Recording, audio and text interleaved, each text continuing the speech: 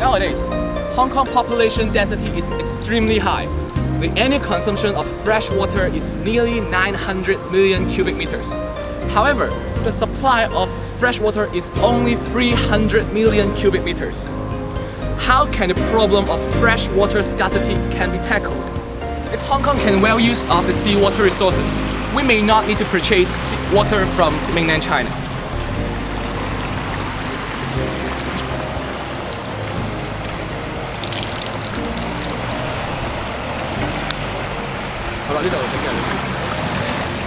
After doing some simple treatment, seawater can be treated as drinkable.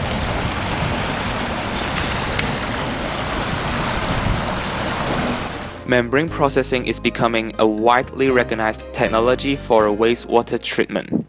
Membranes provide a physical barrier that effectively removes solids, viruses, bacteria, and other unwanted molecules. Four of the most widely used membrane filtration technologies are microfiltration, ultrafiltration, nanofiltration, and reverse osmosis. They are differed by the size and range of the particles that can be filtered, and are used for different types and standards of water purification. Reverse osmosis has the smallest pores of all and is capable of removing up to 99% of the dissolved ions, very fine suspended particles, colloids, organics, and bacteria from the wastewater.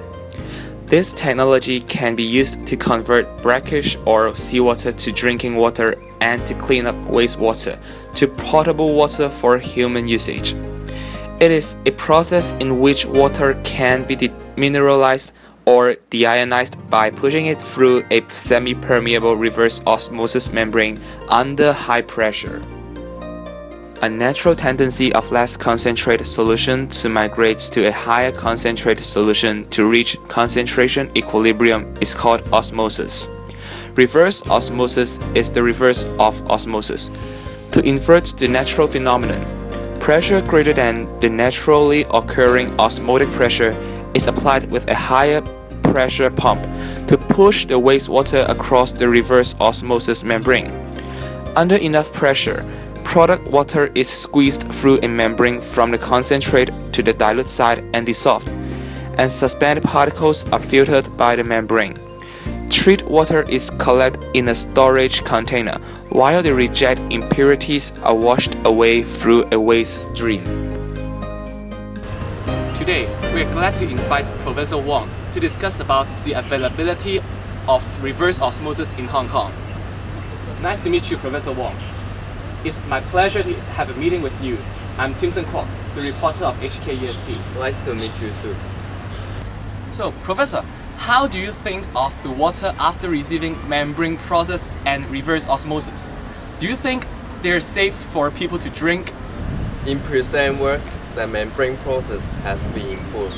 Treated water is high grade. We claim that it is purified using advanced membrane technologies. The water is safe to drink. More importantly, the water has passed 100,000 of scientific tests and surpassed WHO requirements. So do you think this treatment can be implemented in Hong Kong? Membrane process can be introduced in Hong Kong. We can take Singapore as an example of the good use in the advanced membrane technologies. Basically, their treatment consists of two stages. Microfiltration followed by reverse osmosis. With the use of membrane technology, water produced ratio to the system can reach as high as 98%. The required space is just 50 to 70 less than the conventional technology. The life expectancy of most membrane is as high as 10 years. In terms of cost, technology level, and water quality, the membrane process is possible to implement in Hong Kong. There are sufficient water resources in Hong Kong, but the problem is, did we use these resources well?